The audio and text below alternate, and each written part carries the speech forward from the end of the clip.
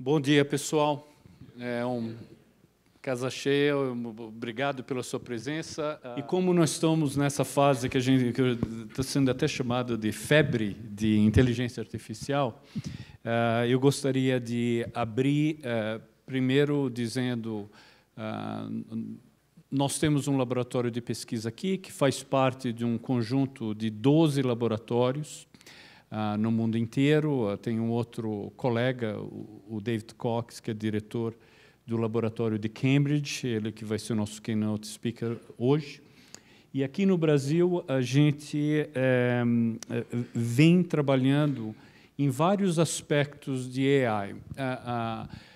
Só para dar uma noção do quais são as nossas, vamos dizer, prioridades dentro da pesquisa da IBM, essas são as áreas que nós estamos investindo mais. A primeira parte seria reimaginar a parte de computação. Como vocês sabem, nós temos hardware que está sendo desenvolvido, tanto a parte de quantum, a parte de processadores neuromórficos e também HPC acelerado por GPUs, todos com um foco muito grande hoje nas cargas de inteligência artificial. Só para vocês terem ideia, em março nós anunciamos um novo sistema, inclusive que foi entregue por um dos grandes laboratórios americanos, que hoje é o supercomputador mais veloz do mundo, que tem uma arquitetura do Power 9, e essa arquitetura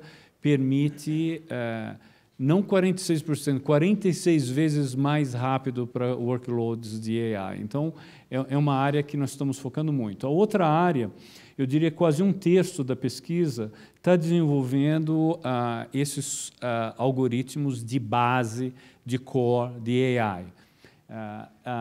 E parte de blockchain nós trabalhamos bastante, mas eu diria que aqui no Brasil, uma das áreas que nós temos foco extremo, e que eu acho que é o tema hoje do nosso colóquio, é como transformar indústrias usando ciência e AI, né? E isso já está acontecendo agora, né? Não é algo do futuro. Em termos quando você olha, por exemplo, alguns dos tópicos que nós estamos trabalhando hoje, nesses algoritmos de base, vocês vão reconhecer vários deles, né, como RNN, network adversária. Do lado direito, são vários tópicos que aqui no laboratório a gente já tem trabalhado bastante, que é sistemas conversacionais, speech to text, deep learning, computer vision, natural language processing. Mas quando você olha esses algoritmos de base, e você vai aplicar ele para indústrias ou problemas de indústrias que nós estamos trabalhando, como esses que vocês estão vendo, normalmente tem um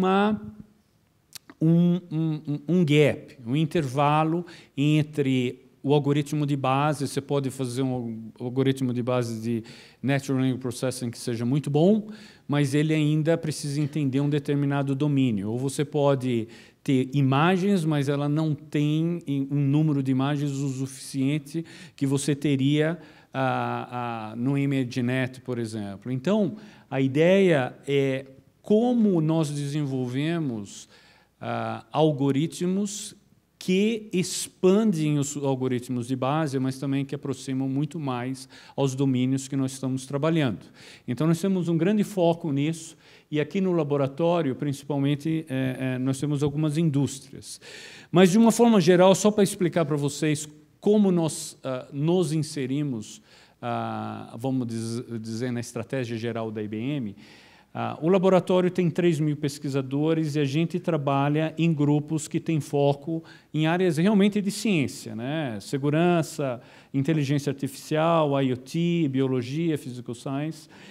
E o resultado das nossas investigações científicas, elas se permeiam em grandes plataformas, como uma plataforma de inteligência artificial, que internamente nós chamamos de AI Studio, e isso, quando, vamos dizer, se gradua, ela passa para o nosso braço comercial, que no caso é o IBM Watson Studio, ou no caso de agricultura, que são algumas das indústrias que nós estamos tendo foco, essa plataforma que vai ser anunciada de Weather Company para a parte de Decision Platform em agronegócios. Então, é parte da nossa missão desenvolver ciência, e desenvolver ciência muitas vezes em colaboração com o meio acadêmico, com nossos clientes, que têm dados e conhecem o domínio, para que tudo isso um dia permeie e chegue aos nossos produtos e serviços, a uma nova geração de produtos e serviços. Certo? Aqui no laboratório, especificamente do Brasil, a nossa missão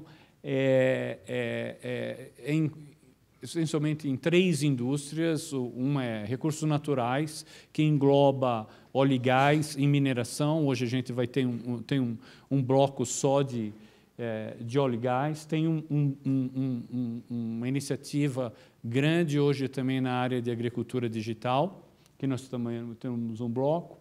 E também a aplicação de algoritmos, principalmente na linguagem em português, para a parte de tecnologias de conversação, que tem aplicação grande na área financeira, mas tem permeado também a parte de agricultura. Tá? Então, é isso. Eu espero que nós teremos um dia excelente com todos os apresentadores. E eu vou começar chamando o David, que será nosso keynote speaker. O David é o diretor do Laboratório de Inteligência Artificial da IBM, em parceria com o MIT, em Cambridge. E antes de ingressar na IBM, o David foi professor em Ciências Naturais e Engenharia na Universidade de Harvard. Sua pesquisa era principalmente focada em trazer insights para neurociência com aprendizagem de máquina e pesquisa de visão computacional. Ele liderou o projeto de pesquisa Ariadne, que era um projeto multidisciplinar e multi-universitário, que além da Harvard tinha MIT, Notre Dame, NYU e a Universidade de Chicago. Esse projeto ele visava aplicar técnicas avançadas de imagens cerebrais, funcionais e estruturais para guiar o desenvolvimento de novos métodos de aprendizagem de máquina com inspiração biológica e resultou em algum dos maiores conjuntos de dados em neurociências de estrutura-função já coletados. Então, o David ele é relativamente recente na IBM, ele está na IBM só há 6 meses, e é um grande prazer de ter o David aqui como nosso keynote hoje. David, please, you're welcome for your talk. Thank you. Thank you for what I'm sure was a lovely introduction. So I'm going to apologize. I'm going to give this talk all in English, because if I gave it in Portuguese, it would basically consist of me saying hello and thank you. With that, I'll continue. So I'm the director of a new initiative that IBM started called the MIT IBM Watson AI Lab. And the title of this talk is sort of the future of AI, because what the MIT IBM AI Lab's about is really a significant chunk of IBM's strategy about the future of AI, building the core technologies that are going to really enable big disruptive changes in AI. And I just want to take a moment to talk about IBM's strategy in the area of AI in general, because when we talk about AI, there's a lot of confusion because we're not always talking about the same thing. So on one hand, we have Skynet and killer computers that are going to change the world and think for themselves and run away and do all kinds of terrible things. And that's really what we want to, when we talk about that, we're talking about general AI. And IBM, within IBM, we got together and we tried to think about what timelines are these relevant on, and we said, roughly 2050 maybe, we should start thinking about these sort of general artificial intelligence that are very autonomous. And when scientists say 2050, they basically mean they have no idea. that's just too far. Who knows when that's going to happen? So that's very far off. And then, increasingly people in the field have been uncomfortable using the word AI, and they want to use the word, traditionally, machine learning. And I think 2018 is the year when we first got comfortable using the word AI to refer to a lot of the technologies that we have today.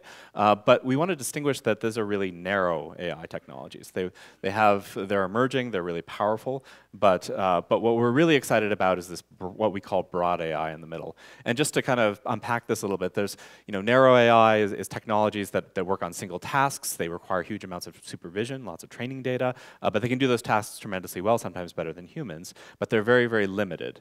Meanwhile, general AI is, has broad autonomy, can learn on its own, can decide what it wants to do. That's very far off. But broad AI, that's what we really think is the exciting thing today. How do we build systems that can start to do multitask, that can start to leverage information from different sources, that can be a little bit more autonomous? So that's really what our strategy is about moving forward. And this has many parts. There's many problems in AI today that we need to solve before we can get AI into every part of the enterprise. So these include things like explainability. If you want to put a mission-critical system for your business, or even something that lives depend on, and you want to turn over decision-making to AI systems, we need to be able to understand why the systems made those decisions. We need to think about security. Systems need to be not hackable. And I'll tell you a little bit about some of the new and exciting ways that systems can be hacked now because of AI. And we need these systems to be hardened against these attacks. We need ethical notions. We need systems that can explain, that can reason with us, that can explain what they're doing in ethical terms, again, so that we can have trust in those systems.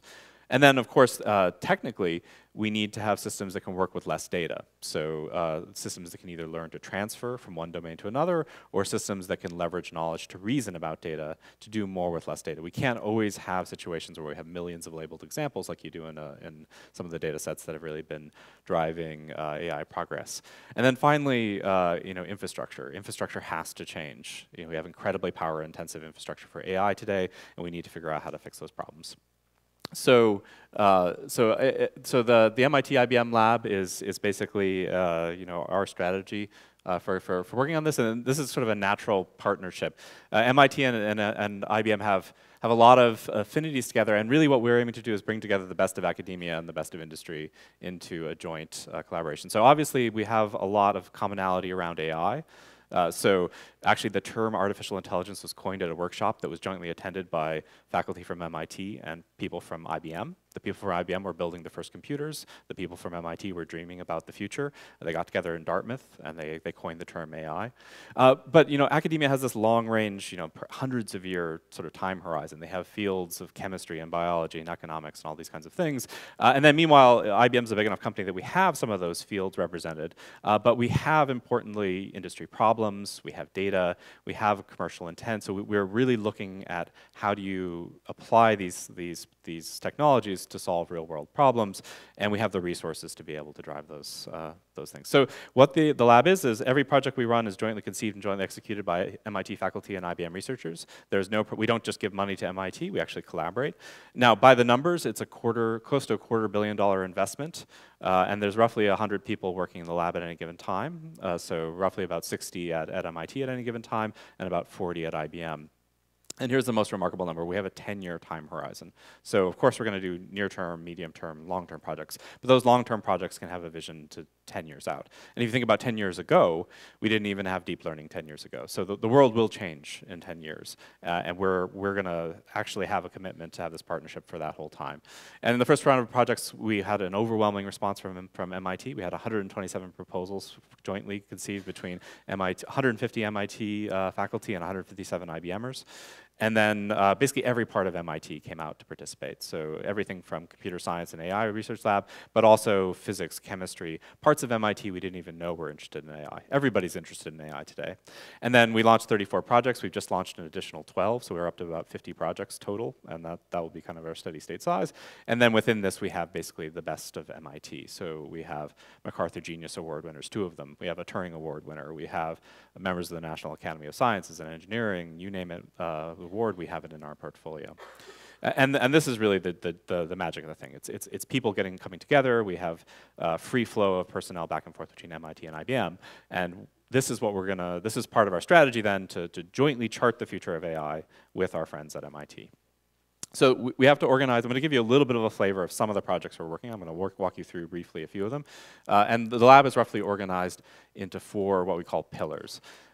So we have the largest part of our portfolio is focused on AI algorithms. So fundamental algorithms that will advance what we can do with AI and just that cross across all industries.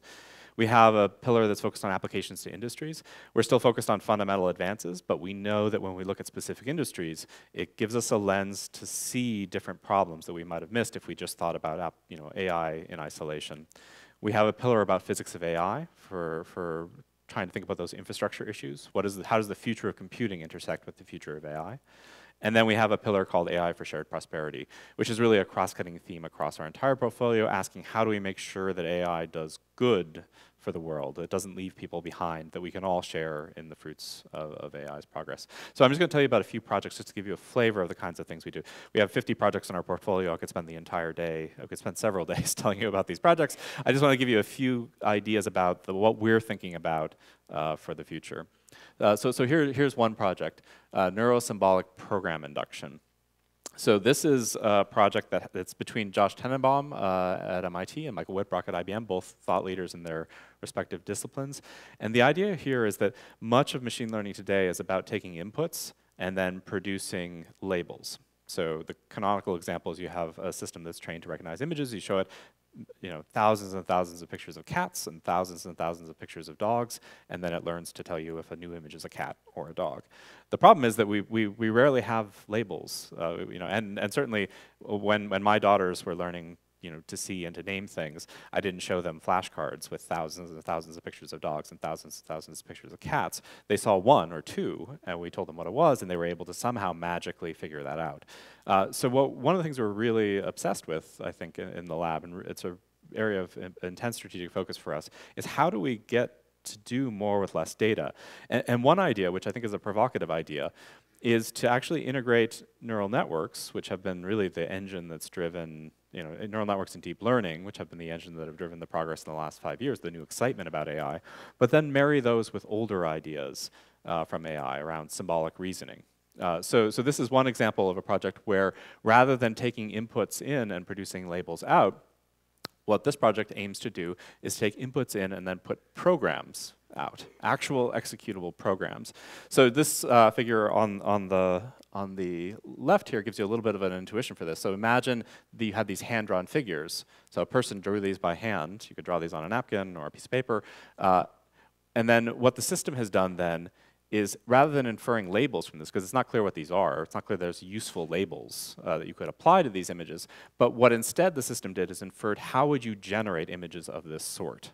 So it actually, instead of inferring a label, inferred a program that generates images of that sort. So here are examples of what the system actually was able to infer. So it took these hand-drawn figures, figured out what they were, and then was able to reproduce them. And then the interesting thing about that is then you can do all kinds of reasoning on these, where instead of just reproducing that same static input, you can actually produce new inputs. So you can ask, what would the next one look like? So here you can see there's actually an extension to a 4th example in this set. Here's an extension longer down this chain. Here's another extension. So this ability to understand the crux of how an actual input was produced gives you tremendous power to be able to think about how you might reason about extending it, comparing it, all those kinds of things. Now this is a contrived example, just to give you an intuition, but this comes up all the time in actual real enterprises. So here's an example where you have text input. So you can imagine these being entries in a spreadsheet, and a very simple task for a human analyst, but a very tedious one, is to take those and transform them into a different format. And all a person needs to do, you can take anybody off the street and show them a few examples, and they can instantly get it, and they know how to do that job. The problem is they can't then do it millions of times. So if you have systems that can infer what the program is that produce that data, all of a sudden a lot of these tedious tasks in data science about cleaning data become tasks instead about intuiting what the user's looking for, and then being able to dynamically create a program that does that. The other advantage of being able to do this programmatically is that some of the explainability issues that we worry about with AI become much simpler, because the output, even if you're using a neural network to produce the program itself is a program that can be audited and understood. And we've been having some success with this. So this is an example of a data set called Clever, which is actually an interesting data set for computer vision, where basically the way this works is you see a scene like this and you have to answer questions about it. So the question might be, how many purple cubes are to the left of the green cube? It's a very simple thing for us to do. We can look and say, okay, there's only one purple cube here, so it's to the left, so there's one. Humans are very good at doing this kind of thing, but it turns out that neural networks still struggle mightily with this problem. So what the team has done here with this neurosymbolic program induction idea is to actually build a system that uses neural networks to understand what's in the scene and then uses a symbolic reasoner to reason about those. So this Clever data set was one of the sort of current hard problems in neural networks. The best performing systems performed only about 90% in the 90s. With this new result, which is just going to be published later this year, basically this problem is solved now, 99.8% performance. So this marriage of neural and symbolic ideas is tremendously powerful, and we think this is one of the ways forward for AI. Another area that we're really interested in is the problem of debugging and explainability. So, people said back in the 90s that software was going to eat the world. And I think to a first approximation, software has eaten the world. I think people are starting now to say things like AI is going to eat software, right? So like now AI is going to take over a lot of the different functions that we traditionally thought about using software for. The problem is that we had debuggers back in the 90s.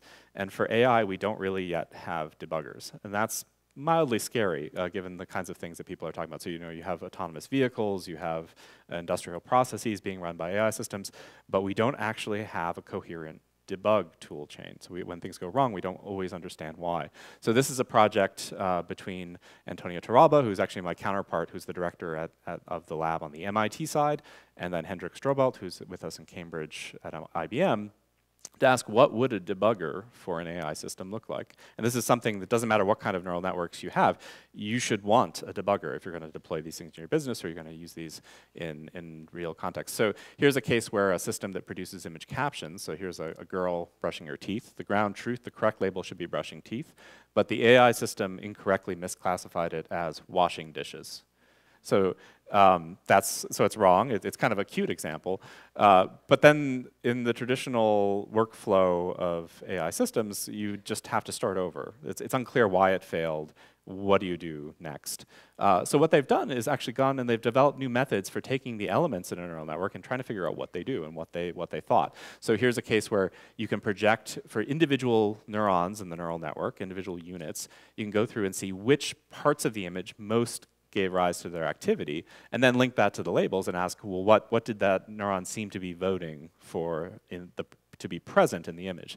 So this one said bathroom, that's correct. This one was looking at these parts of the image and said kitchen.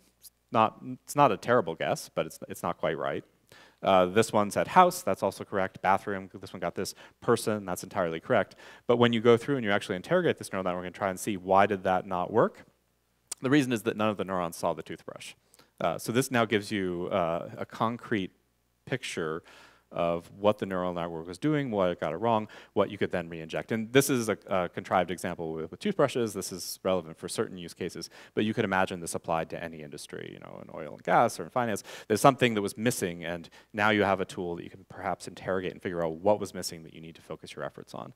This is work that's done by Hendrik, the same person in Cambridge. This just gives you a sense of what a debugger might look like in other domains. So this is a sequence-to-sequence translation model, and what Hendrik's done is built a tool that allows somebody skilled in the art who knows about sequence-to-sequence translation models to interrogate the activity internal to the network and even change things. And if any of you who have computer science backgrounds who have used a debugger know that this is really the whole game. You kind of get in there, you try and understand, you make hypotheses about what's going wrong, you test those hypotheses, and traditionally, we've lacked the tools for doing this with neural networks, but those are the tools we're building.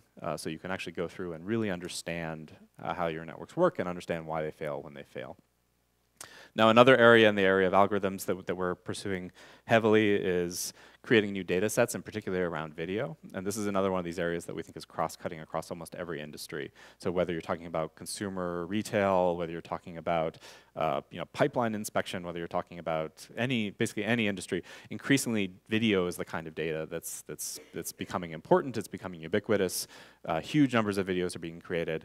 It's possible that some of you with your cell phones holding up right now are recording videos as we speak. So so one of the things, though, that's important in the field of AI is that if you're going to have trained systems, you need to have data sets to train them from. And video is a particularly challenging area to do that in. And because MIT and IBM joined forces, we could be in a leadership position to create basically the largest video data set that's ever been collected. So this is called Moments in Time. What you're seeing are short 3-second clips of videos. It turns out in the United States, copyright law says that if it's less than 3 seconds, it's considered fair use, and therefore you don't have to pay anyone any money. So that's why we chose 3 seconds. And this is work done by Odaliva and at MIT and Dan Gutfreund at IBM. And what you can see, these are just little clips that actually sort of nicely encapsulate action. So this one's, perhaps this is somebody stealing something in a store. This is launching. This is crying. This is crashing. And then what you're seeing is these heat maps overlaid are a network that's been trained to recognize these actions and then is showing you which parts of the image it thought the action was coming from. And this is now the largest data set of its kind. There's millions of examples now. So these are all the previous activity recognition data sets, and Moments just sort of blows them all away. So we think that this coming together of industry and academia allows us to approach a scale that would just simply be impossible for either of us to do alone. We're also collecting interesting data sets, again, around this idea of trying to figure out why neural networks don't work sometimes. So you might have heard that object recognition and computer vision is solved. Like people will say, you can get superhuman accuracy with computer vision. It turns out that's not actually true. And if you ask anyone who does computer vision, they'll tell you this is not true. So here's some examples of a state-of-the-art superhuman object classification system. We showed it this image. So this is a project with Boris Katz and Josh Tenenbaum. They showed it this image of a chair, and I think we can all agree that this is not a guillotine. This image, this is not a hair slide. I don't even know what a hair slide is. And then this image, while it's a plausible context that a waffle iron could appear in, there isn't in fact a waffle iron here. So this is an example of, these are, oftentimes neural networks learn the data you give them. That's what they do. And if the data you give them doesn't properly capture all the possible variability that could happen in the world, it's very easy to fool yourself. So these are state-of-the-art systems, but they're making interesting mistakes. So one of the things that this group is doing is we're creating a data set where thousands of people on Amazon Mechanical Turk are going out with an app on their phone, and the app will tell them to put an object in an unusual context in a particular orientation and then get it in a certain bounding box and collect this image. And what you can do then, you can create these data sets where a human has no trouble recognizing these objects, but we can then really interrogate and figure out why these systems aren't doing the right thing. Okay, so applications to industries. So, again, we're really focused on fundamental advances, but we think that if we look at those look for those fundamental advances through the lens of industry, we can get special insights. Now, when the lab was founded, we had two different industry focuses, and apologies, something's rendering a little bit funny on the screen here. There were security and healthcare. And then we're adding in an additional track next year for financial services. So with security, it's sort of an interesting set of problems because the traditional cybersecurity story is you have some sort of infrastructure in the cloud, and then there are bad guys who want to attack it. And then the hope is that AI could then be used to protect your cyber infrastructure. The problem with that is that the bad guys are also now using AI to come up with AI-enhanced attacks. And then if that wasn't bad enough, now if you deploy an AI system, that AI system itself is now vulnerable to hacking. And it actually has two attack surfaces, both in training and testing. So the bad guy can now attack these. For training, there's something called a poisoning attack, where if you can get examples into the training set, then you can cause the system to do something bad. It turns out that Microsoft accidentally did this experiment already in the wild. So they released a chatbot called Tay.ai. So it would go on Twitter, and would have conversations with people and would learn how to have conversations from talking to people on Twitter. Is anyone here on Twitter? Like, you all know that's a terrible idea, right? Like, so basically what happened, you can predict, is it learned how to have, you know, hateful, like hate speech conversations. And basically what was happening is bad people were coming, they were poisoning the training data that the system was getting, and then the system was doing what it was trained to do, which was to re-emit those kinds of distinctions.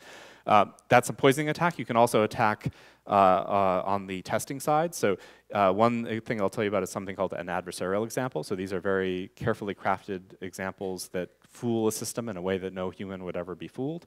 And then there's also model and data theft, where you steal either the model or you steal the training data that was used to correct it. So for traditional cyber infrastructure, we have a project that's looking at how do you use AI to protect against AI-driven cybersecurity attacks. So in this project, basically what's happening, traditionally the way you detect malware in a system is you have a signature that you look for of the malware. So there's something particular characteristic of the system when it has the malware installed. You look for that, you flag it, you remove the malware. The problem is that nowadays people are smart enough to have malware that mutates. So there's not just one way that malware looks, it actually changes to evade detection. So what this team is doing is actually building an internal arms race where the system will actually generate new malware examples, learn to detect them, generate new malware examples that work against the new detection, and then have an internal arms race that hardens the system against those kinds of attacks. In the area of adversarial examples, this is an example of this case where you can create unusual inputs that are carefully crafted such that they fool a neural network system.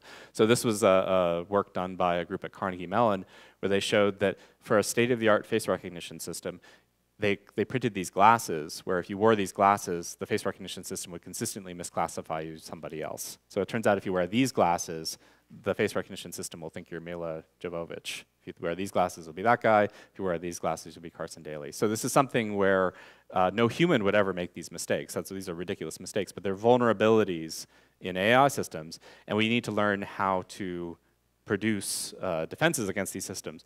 And Alexander Madry is one of the thought leaders in actually the defense against these systems. There's something called the Madry defense now, which is the leading defense against these adversarial attacks.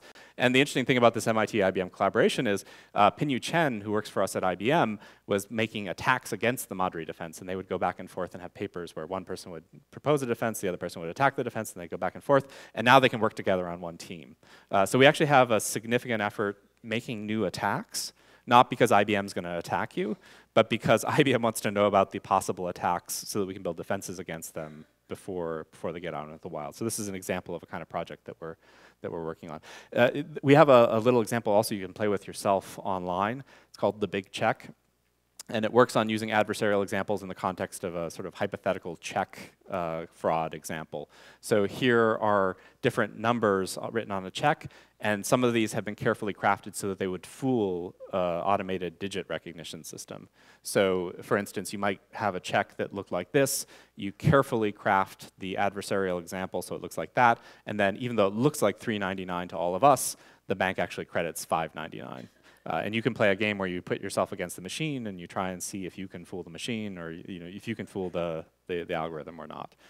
And then finally, in healthcare, we have a variety of projects that are targeting different applications. This is one example that I like, which is about creating dynamic treatment strategies for ICU data. So an intensive care unit is basically a part of a hospital where a patient is instrumented with many different kinds of sensors, and then they can make quick reactions to help save that person's life if they're in a critical condition.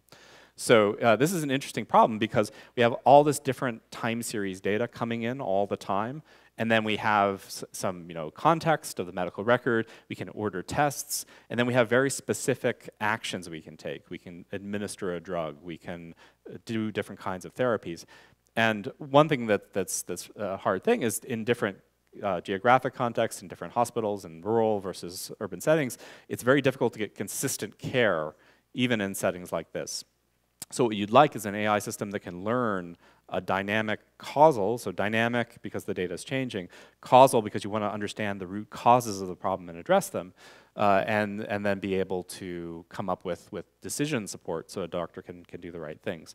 And the way this works then is you have lots of unstructured data about the subject. You can embed the subject to figure out which other patients the person is similar to, and then you can do causal inference to come up with a dynamic plan using techniques like recurrent neural networks or other kinds of time series causal modeling approaches.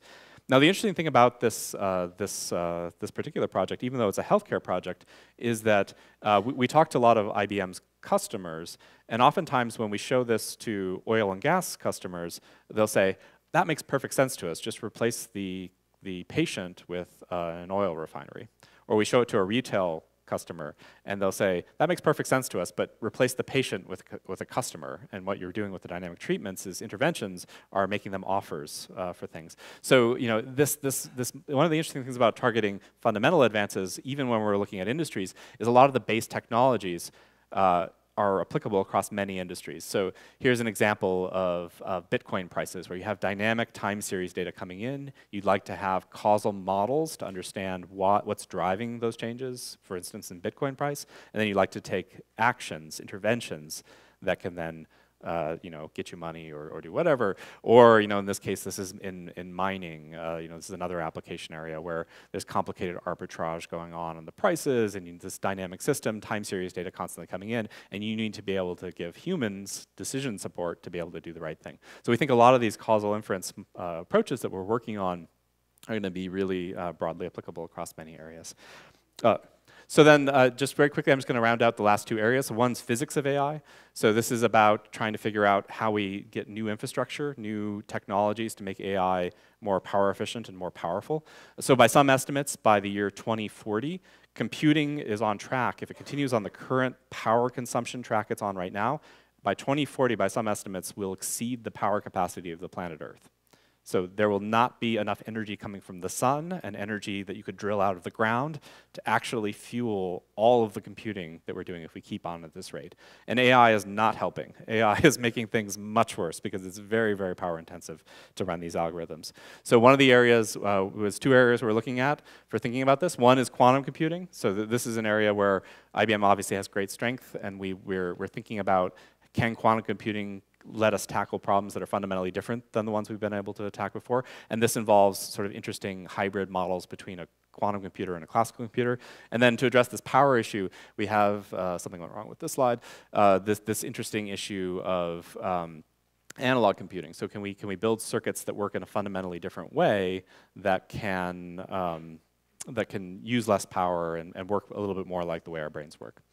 And then finally, just to round it out, this last pillar we have is AI for shared prosperity. And the point here is really about how do we make AI do good for everyone in the world, not just the rich, but everyone. And this is one example of a kind of project we're working on. So this is towards automated moral reasoning. So this is a collaboration between Francesca Rossi, who's an advisor to the EU special group on AI and ethics, and then also Iyad Rawan, who's at the Media Lab.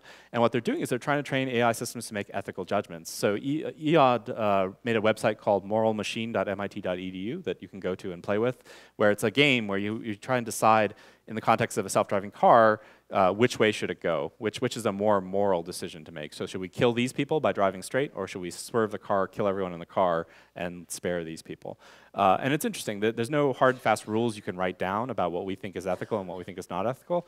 But when we actually play games like this, we mostly agree, actually. We're pretty consistent about that. So this is data that you can train from. And if you train this data, can you train AI systems to be able to make these decisions similar to what we do? Again, because if we have systems that can speak in an ethical language, that'll make that easier for us to trust them and to be able to reason about why we make these decisions.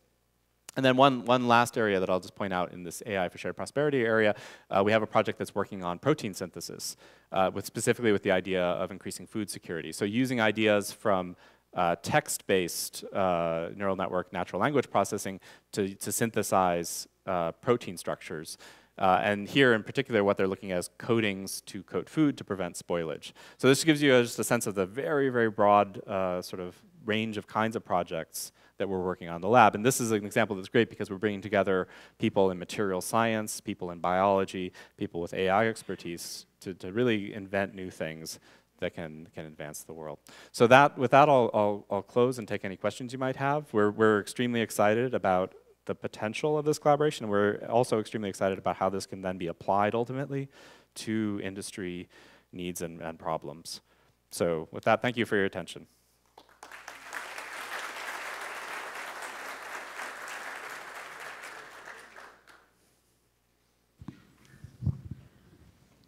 Any question? Mesmo quiserem fazer a pergunta em português.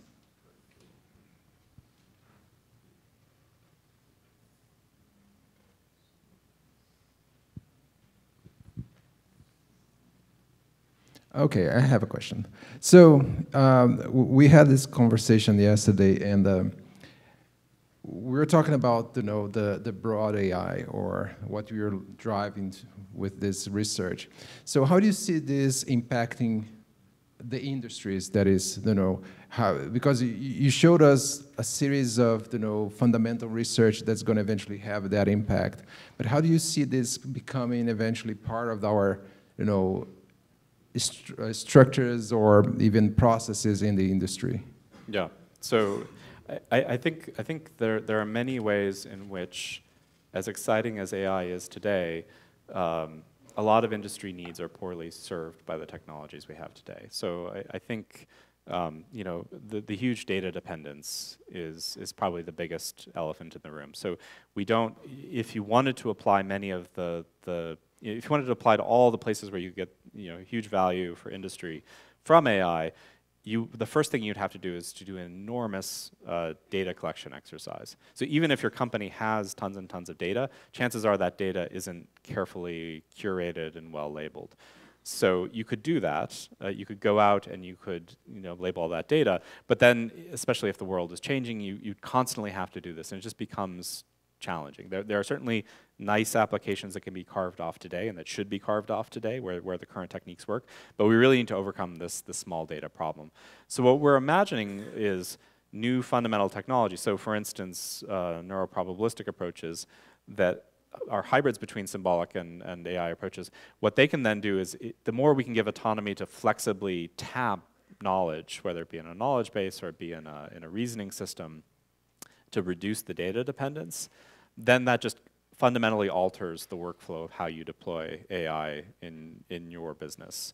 Now, instead of having the vast majority of the time be taken up with data cleaning and data curation and annotation, now you have a system where you can think much more about what are my problems, what kind of information, what kind of knowledge do I have, how can I get that knowledge in the right format, but then leverage that for lots of different processes within my business. The other thing I think is really interesting from a process standpoint for industry, one thing that many of the customers that I've talked to have expressed concern about is, how do we make sure that we have institutional knowledge that lives in our company and spreads over our company?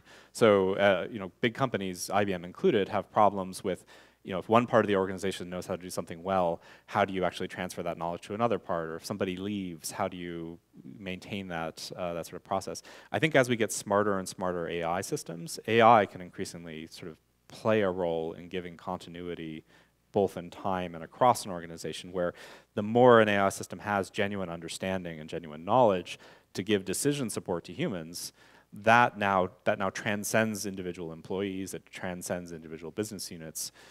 So we could imagine fundamental changes. If we can get past this model of, here are some inputs and we're going to produce an output for a very well-constrained problem, but instead can say, here's the knowledge of our organization, we're going to encapsulate it, we're going to have practical ways to leverage it.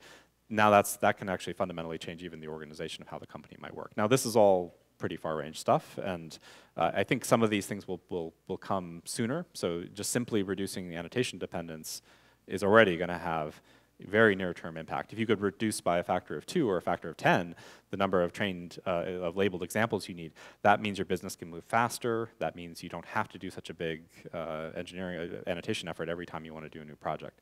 So I think there are really exciting near-term and long-term changes in how a company might work that could be enabled by AI. Thank you. Now we have a few questions.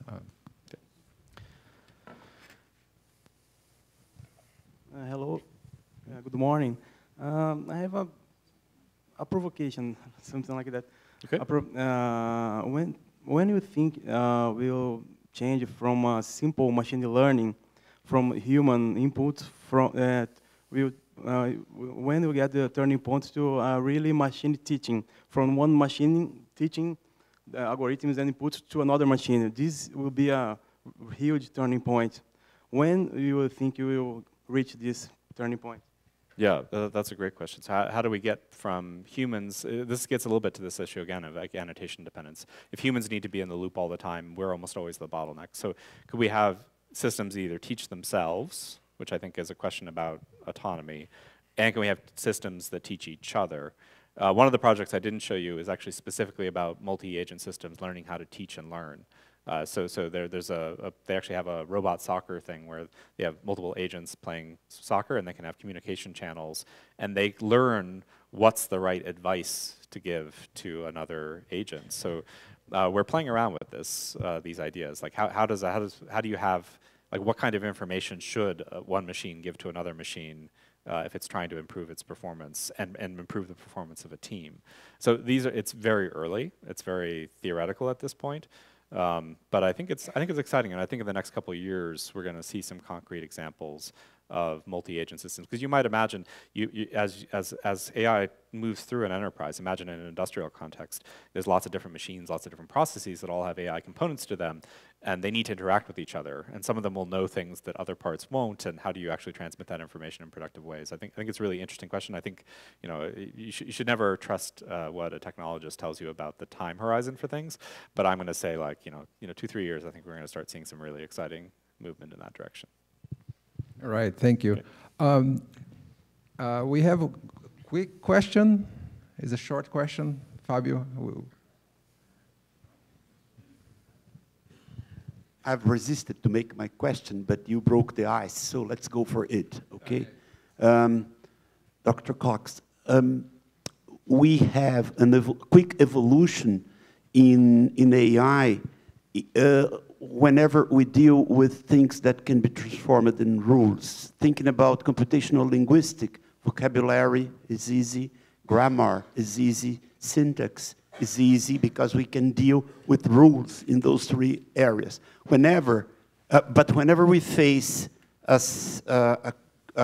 field like semantics, which cannot be expressed in rules, okay, things becomes more difficult. In your opinion, when we're going to get there, I don't mean only the Alan Turing test, but a fully efficient semantic understanding engine. Yeah, so I wish I could tell you like the deliverable date on that. I mean, we're all working toward it. I think this neural symbolic hybrid idea, I think it starts to move in that direction where there are things that are really hard, they're really context dependent, they're very hard to write rules down about, but humans are really, really good at doing them. And these are areas that neural networks are getting better at every day. But then there are other things like grammar and syntax, which are great for rules. As you say, you can write them down. You can have context-free grammars. They're brilliant. They far exceed the capability of humans to process those grammars. I think increasingly fusing those things together is going to be an important thing, because once you get all the grammar and all the rule parts out of the way, then starting to have these more associative ideas about how you associate semantics and incorporate context and outside knowledge. One of the problems with semantics is to actually interpret the semantics of a sentence requires huge amounts of just base level knowledge. So if I say, the man was bitten by a dog, all kinds of things go into that aren't in the sentence, right? Like that dogs have teeth, that sometimes they bite people, that's a bad thing, that the people will be upset about that. Like all that information is there to help you interpret the semantics of the sentence. And right now, one of the problems we have with AI is we often operate in tiny little silos. If you want to work on one application, you just have the immediate knowledge and the training data for that one application. But I think increasingly these systems are going to need all the knowledge we have, all the knowledge of the world effectively brought to bear on every little problem, because there's so much implicit, simple common sense knowledge that I think we're going to have to incorporate. So I think that's the goal. I don't know when we'll get there. That's absolutely what we're working towards, and we're trying to pull together all the different fields that could potentially bring us there. Okay, thanks. All right, let's thank again David Cox.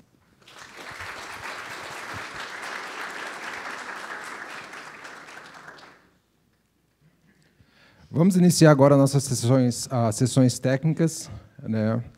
E vamos começar com a indústria de óleo e gás. E é o meu prazer de convidar agora para participar, fazer sua apresentação, o Renato Cerqueira, colega do laboratório. O Renato lidera a área de recursos naturais. O objetivo dessa área é avançar as transformações na indústria, principalmente no setor de óleo e gás. Ele é um Senior Technical Staff, então, da IBM Research, e ele também lidera o grupo de Engenharia de Soluções de Recursos Naturais. O Renato, ele foi professor da PUC no Rio, entre 2002 e 2011, e tem doutorado e mestrado em Ciências da Computação e Engenharia, também da PUC do Rio. Vamos agradecer a presença do Renato.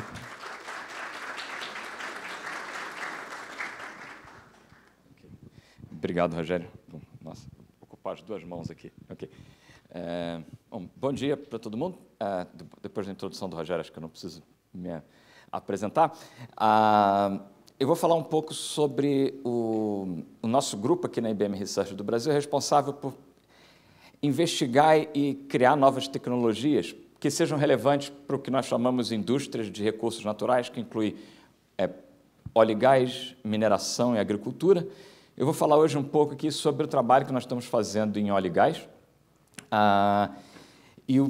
Como o título da minha apresentação sugere, nós temos focado bastante no que nós chamamos de processos fortemente baseados em conhecimento, que trazem uma série de desafios que já foram até mencionados tanto na introdução do Ulisses quanto na apresentação do David Cox anteriormente. Primeiro, para a gente fazer uma normalização aqui da nossa ontologia, quer dizer, do nosso vocabulário, às vezes aparece machine learning, AI, cognitive computing. Eu vou procurar ser consistente com algumas dessas definições quando nós usamos. Nós conversamos já muito hoje de manhã sobre a ideia de machine learning, onde nós temos métodos estatísticos, modelos que são criados a partir de dados, onde nós tentamos desenvolver classificadores, preditores de propriedades baseados em dados. Temos inteligência artificial que envolve, que vai além de machine learning, como já foi mencionado aqui, técnicas já conhecidas como raciocínio, processamento simbólico, né, onde nós temos máquinas de dedução, provadores de teorema, sistemas especialistas, então é uma área mais abrangente do que machine learning propriamente dito. E nós temos trabalhado muito com o conceito de computação cognitiva, que tem um aspecto pragmático do uso dessas tecnologias, né? De como a gente pega e utiliza e constrói sistemas para resolver problemas de diferentes indústrias, né? Processos de tomada de decisão, e como essas tecnologias são embutidas nesses processos de tomada de decisão. Aqui, a IBM, há alguns anos, começou a trabalhar muito na área de healthcare, e o nosso grupo, há mais ou menos 5 anos, começou a se debruçar sobre esse problema de como a inteligência artificial poderia transformar e ajudar a enfrentar alguns desafios dentro da indústria de óleo e gás. Mas a inteligência artificial nós já temos, por que esse interesse tão grande que nós encontramos tanto na academia quanto na indústria e na sociedade em geral, é que nós temos vários exemplos de ferramentas que utilizam técnicas de machine learning, desde tradução de texto, a alguma capacidade de busca de texto baseado no entendimento, no conteúdo de texto, a tecnologias de reconhecimento facial, tracking de pessoas e objetos em cenas, né? Então, nós temos já vários exemplos bem-sucedidos de algoritmos para tarefas específicas, né? Como já foi falado também aqui anteriormente, apesar desse sucesso que nós temos no que nós chamamos em Narrow AI, onde nós temos vários problemas com funções ou modelos que são bem eficientes para tarefas bem específicas, nós estamos num momento de transição de como nós saímos desses sucessos pontuais para soluções mais abrangentes de AI. Meu background como pesquisador é de engenharia de software, e eu não resisto a fazer uma analogia com o que nós aprendemos em desenvolvimento de software, onde nós começamos resolvendo questões de resolver pequenos algoritmos, né, algoritmos de ordenação, quicksort, e depois começamos a enfrentar problemas de como nós desenvolvemos sistemas complexos que são compostos por pequenos algoritmos, onde nós estudamos complexidade, etc., mas como nós desenvolvemos sistemas a partir desses pequenos componentes, né? E dentro da comunidade de software nós falamos de sistemas, como nós começamos a agregar esses sistemas em escalas ainda maiores.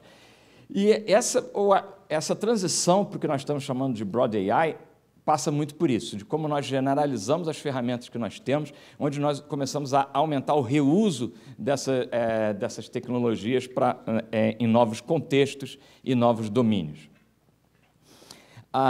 Bom, isso são questões bem gerais do problema de tanto limitações científicas como pragmáticas da tecnologia de inteligência artificial, mas nosso grupo vem olhando contextualizando esses problemas para algumas indústrias, e aqui, no caso de óleo e gás, quando nós começamos a olhar mais a fundo essa questão há 5 anos, nós fomos olhar para a indústria de óleo e gás e ver que desafios eles estavam enfrentando, que essa tecnologia poderia ser realmente relevante para aquela indústria.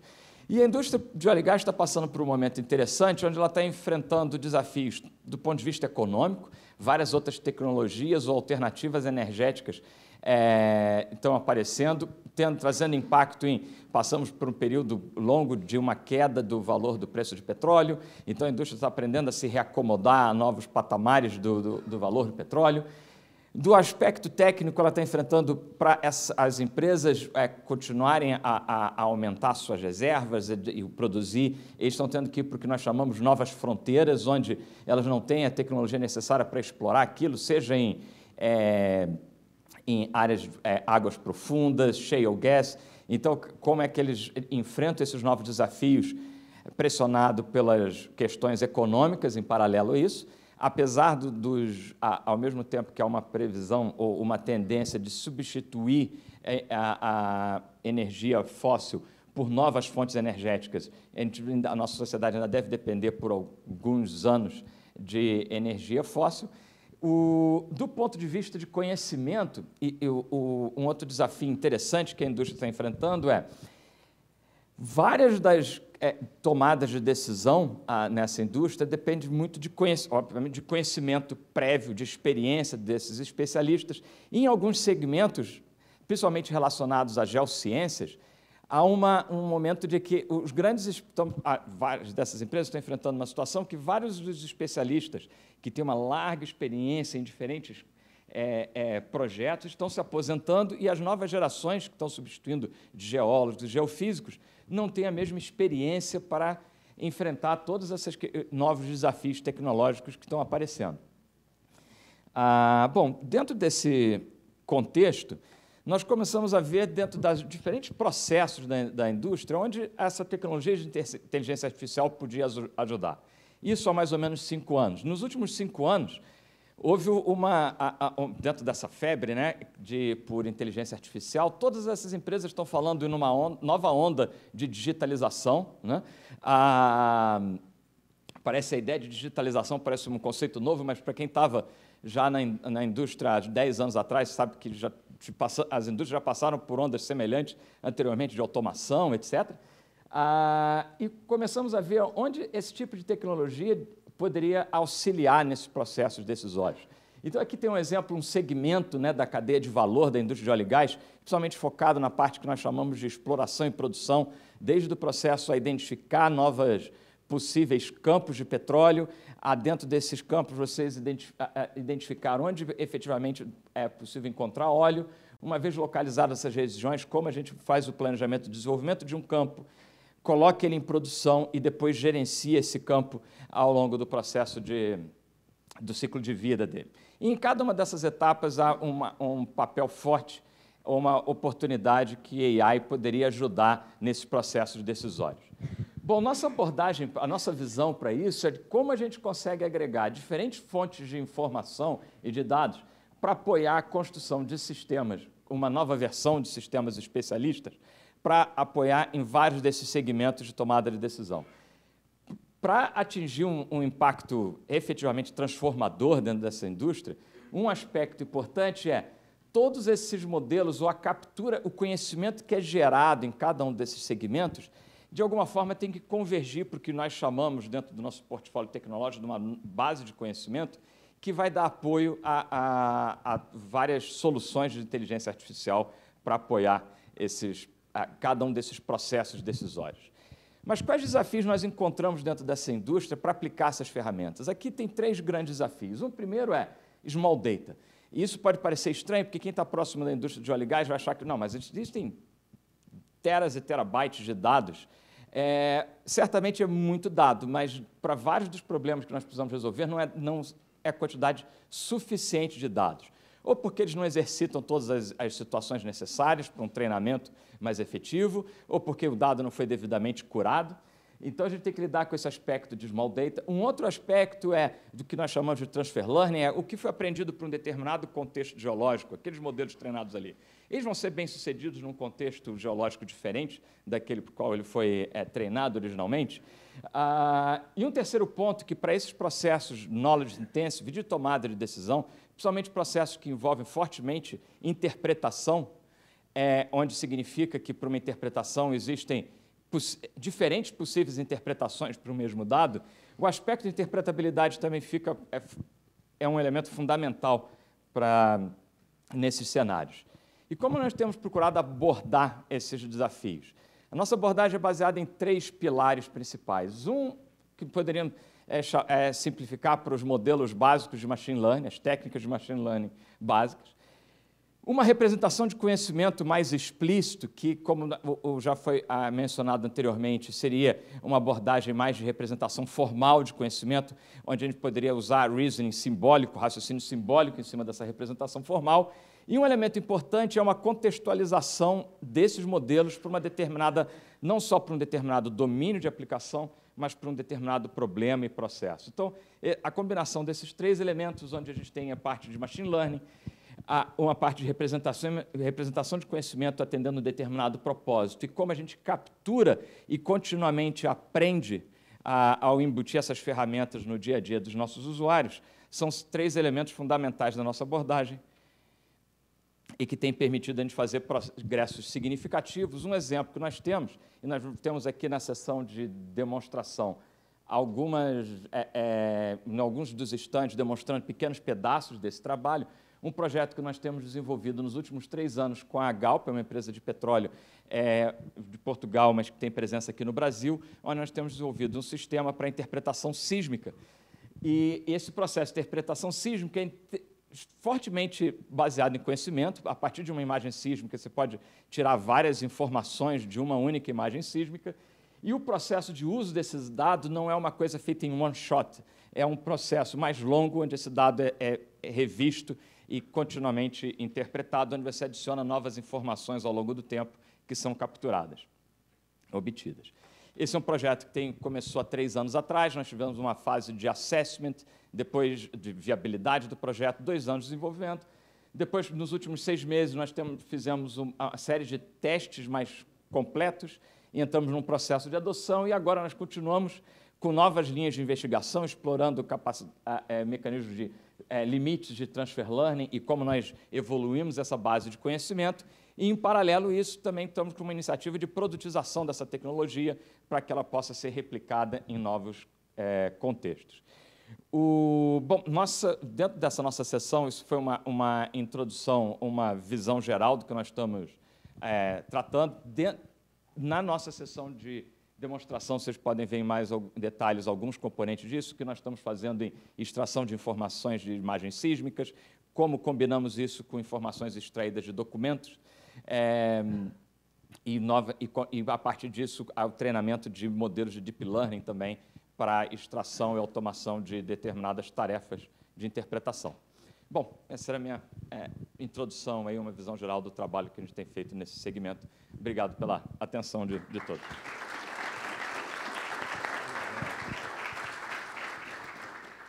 Então, dando prosseguimento aqui à nossa sessão, gostaria de convidar a Mara Bell para vir aqui. A Mara é geóloga e PhD, né, de Ciências de Computação, pesquisadora e professora do Instituto de Informática da URGS.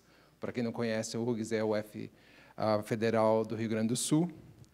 Os principais tópicos de pesquisa são engenharias do conhecimento aplicada à exploração de petróleo, especificação de sistemas de conhecimento, modelagem e ontologias em geologia de petróleo e desenvolvimento de empreendedorismo. Novamente, vamos agradecer a presença da professora Mara Vel. Você tem que botar a apresentação. Bom dia a todos. Eu tenho essa formação híbrida, né? Sou uma sereia, meio geóloga, meio peixe, meio gente, né? Fiz a minha formação básica em geologia e depois do mestrado, através de um convênio com a Petrobras, já na área de sistemas especialistas aplicados à exploração, e o doutorado foi uma viagem nessa área de ontologia para caracterização de reservatório. O que eu pretendo mostrar aqui para vocês é um pupurri. Hoje tem um grupo de pesquisa grande de sistemas de computação para exploração e produção, e eu vou mostrar para vocês um pupurri de coisas que a gente tem desenvolvido no Instituto de Informática, mais conectado com semântica, ou seja, com o uso não só o uso de inteligência artificial, mas o uso de conhecimento. Tem coisas que são feitas usando a IA mais deep learning, machine learning, data mining, mas aqui eu vou explorar um pouco o uso de ontologias como base para construir esses sistemas. Então, qual é a motivação do uso de um vocabulário controlado? É o fato de que a gente precisa se conversar. As pessoas conversam. Para que essa comunicação aconteça, é necessário que as palavras que a gente use, ao emitir a palavra, o comunicador receba essa palavra e compreenda ela com o mesmo significado. Humanos são extremamente hábeis em desambiguar o significado, e as máquinas são péssimas. Então, o que acontece é que, quando nós nos apoiamos somente no nome, na palavra em si, esperando que todos os sistemas interpretem o significado daquela palavra da mesma maneira, a gente tem uma série de problemas nas implementações. Esse é o principal tópico de pesquisa que eu trabalho hoje, é o problema da interoperabilidade de sistemas que foram construídos sob conceitualizações diferentes, por vendedores diferentes, e, portanto, assumem o significado dos dados particular para cada uma daquelas aplicações. No momento que a gente começa a trocar dados entre os sistemas na cadeia de exploração, eu começo a ter uma série de problemas de interpretação. Então, é isso, né? Definições imprecisas podem levar a deduções por parte das aplicações em sequência que causam problemas na interpretação. E o problema é que todo mundo que trabalha com semântica sabe que é extremamente complexo. Primeiro, são muitas palavras. Expressar o significado, traduzir o significado de uma maneira que possa ser processado pela máquina, ainda é um desafio no estado da arte em computação. Mas a gente está tentando homogeneizar essas nuvenzinhas da conversa aqui. Para isso, a gente usa ontologias. E aí, o meu primeiro quiz aqui é o que vocês acham que é uma ontologia. Essa foto aí eu tirei numa manifestação em Porto Alegre, onde foi uma manifestação contra o aumento das passagens de ônibus, e, por alguma razão, um dos manifestantes escreveu isso no muro na frente da Zero Hora, lá da RBS Comunicações. E eu fiquei extremamente intrigada se ele sabia o que era ontologia quando ele tirou essa foto ali. Então, o que vocês acham que é a ontologia? É uma terminologia, né? É uma lista de termos modelada em OWL. É um modelo de conhecimento de um domínio. É uma teoria lógica que estuda o significado de um vocabulário formal. É uma descrição explícita dos conceitos relacionados a um problema. Quem aposta no 1 aí, levanta a mão. Ninguém aposta no 1. 1, 2, aposta no 1. Modelo de conhecimento de um domínio, quem acha que é isso, ontologia? Já tem uns 10 corajosos aí. Quem acha que é uma teoria lógica que estuda o significado de um vocabulário formal? Já melhorou. Quem acha que é uma descrição explícita dos conceitos relacionados a um problema? Tem uma turma enorme que não acha nada aqui. Quem acha que é tudo isso? Mas não é. É isso aí. Ontologia é uma sub-área da filosofia que estuda o significado de um vocabulário formal com bases em teorias filosóficas da existência. Isso é muito lindo, ou seja, com base em propriedades dos conceitos das coisas como identidade, unicidade, meriologia, existência ou não existência. É bastante filosófico mesmo. E aí, como é que a gente constrói ontologias? Nós adotamos uma metodologia, eu vou passar lá bem rapidamente, aqui eu vou resistir a ser uma professora dessa área de engenharia de conhecimento, que é a ideia de especializar uma ontologia de topo, ou seja, eu transfiro o problema para um grupo de filósofos que já fez isso, tem diversas ontologias de topo, quem trabalha com ontologia sabe, né? Eu transfiro para os filósofos, são aqueles que estudam as coisas que existem no mundo. E aí eles definem as coisas que existem no mundo. O que é uma entidade? O que é uma entidade concreta? O que é uma entidade abstrata? O que diferencia coisas que têm existência no espaço-tempo de coisas que acontecem? Né? Essa é a principal diferença que a gente faz quando ontologia. Qual é a diferença de um terremoto e um prédio que cai? Ou de um terremoto e uma falha que provocou o terremoto. Então, a gente precisa fazer, porque o terremoto acontece e a falha é.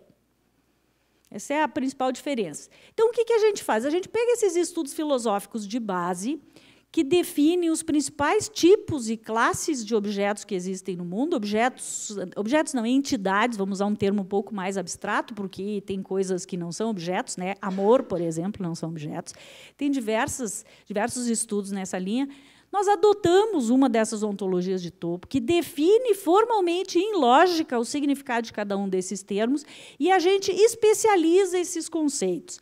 Para que a gente especializa esses conceitos? Para ser mais fácil. Em vez de eu explicar o que é uma cadeira e eu dizer que é um objeto concreto, que tem expressão espaço-temporal, o que significa ter expressão espaço-temporal, eu simplesmente digo que uma cadeira é uma especialização de um objeto concreto numa dessas ontologias que fez essa definição toda anteriormente para mim. Eu tenho usado, atualmente, duas ontologias de topo bastante conhecidas, que é a BFO, do Barry Smith, e a UFO, do Giancarlo Guizzard e Guarino. Mas, enfim, a primeira diferença que a gente faz é definir o que é um continuante ou um ocorrente. É a ideia de que eu tenho um vídeo com a passagem no tempo ou eu tenho um snapshot de alguma coisa que está acontecendo. No meu caso, são continuantes aí o cavalo, o cavaleiro e a barreira, eles têm eles existem e eles continuam existindo através da passagem do tempo, em oposição ao pulo, que é o evento que acontece, que afeta esses três objetos. Então, a primeira diferença que a gente faz é essa. Depois, eu identifico se esse continuante, no meu caso, o cavalo, o cavaleiro e a barreira, eles são rígidos, no sentido de que eles têm uma existência que, desde o começo até o fim de uma existência, eles são os mesmos, ou eles são o que a gente chama de semi-rígidos. Por exemplo, eu posso dizer hoje que esse auditório está cheio de congressistas, coloquistas, seria, né, já que isso é um colóquio. Mas, no momento que vocês saírem daqui no final da tarde, vocês deixam de ser participantes do colóquio. Mas vocês continuam existindo, eu espero, como vocês. Né? Eu sou a professora Amara, a hora que eu me aposentar, eu espero continuar existindo como aquela entidade que está por trás da professora. Quando a gente faz modelos, gente, a gente baseia os modelos naquilo que a gente chama de entidades rígidas, naqueles conceitos e naquelas entidades que não perdem a identidade com a passagem do tempo quando mudam a sua função no mundo. E eu uso esses modelos enxutos, baseados em entidades rígidas, para ser o modelo, o framework de integração entre sistemas, aplicações, modelos legados ou novos modelos em diferentes aplicações. Então, basicamente, o que a gente faz? Analisa o domínio, faz engenharia de conhecimento sobre domínio. Então, aqui eu tenho um exemplo, né, uma rocha-fonte ou um selo. Uma rocha-fonte pode deixar de ser uma rocha-fonte, ela pode ser rocha-fonte para um reservatório, pode ser selo para o outro, mas aquele corpo de rocha que está por trás, ele está objetivamente lá. Então, eu vou modelar o meu modelo sobre as instâncias do corpo de rocha e as propriedades desses, e derivo as outras propriedades associadas. Então, a ideia básica é essa, né? Ontologias melhoram a precisão dos modelos, e aí a gente bota essas coisas para funcionar. Eu vou tontear vocês com diversas aplicações que a gente desenvolveu usando essa teoria básica aqui. apenas rapidamente. Então, o que a gente tem feito mais frequentemente hoje, mais intensamente nos nossos projetos, é propor uma visão integrada, baseada em ontologias, para diferentes aplicações, algumas que a gente desenvolve, outras que são oferecidas pela indústria na área de exploração. Nós fizemos a persistência em bancos de dados relacional por uma questão de que as empresas adotam banco de dados relacional. Se vocês gostam de OWL, be my guest, pode usar o que vocês quiserem para persistir a ontologia. Ok? Então, fizemos aí nos anos 90, início dos anos 2010, ali, uma ontologia bem completa para a área de caracterização de reservatório, petrografia de reservatório, uma outra ontologia ali para a descrição de faces sedimentares em escala de testemunhos. Essas duas ontologias geraram esses produtos e essa empresa, Endiper, que é um spin-off do meu grupo de pesquisa. Depois, usando essas ontologias, então, fizemos um sistema para fazer indexação e consulta sobre imagens, onde o geólogo escolhe o termo que ele quer descrever as imagens e usa esses termos controlados, então, para fazer a recuperação desses termos. Também, esse projeto aqui é suportado pela IBM, né, usando, então, essas descrições controladas de petrografia de reservatório, a gente aplica data mining, clusterização, para tentar descobrir quais são os fatores que estão mais correlacionados com a porosidade do reservatório. Então, para isso, se usou uma seleção de atributos e cluster hierárquico, né, usamos até um algoritmo genético para enfatizar quais são as features que têm mais relevância. E fizemos, então, a aplicação do data mining. Aí os resultados parciais estão aqui. Vocês veem que tem uma convergência grande. Não vou conseguir apontar. Tem uma convergência grande lá das amostras lá em cima. Aqui, 4 reservatórios que a gente usou. Polvo, margem equatorial. O polvo deu o melhor resultado de acurácia lá em cima. Margem equatorial brasileira. Carmópolis, Talar, é uma bacia peruana, já não deu um resultado tão bom. Estamos ainda finalizando esse trabalho. Depois, agora, um projeto com a Petrobras, estamos fazendo visualização integrada de dados, inclusive integrando dados do Resquemel, modelo de reservatórios que é padrão aí da Energistic. Então, o esforço de fazer desenvolvimento de ontologias é grande, essa metodologia ajuda a fazer modelos mais enxutos, mas tem essa grande vantagem de um amplo reuso em diferentes aplicações. Então, publicações recentes do grupo vocês encontram aí no ResearchGate, procuram pelo meu nome aí, a gente costuma divulgar aí ou no próprio site do grupo. Muito obrigada.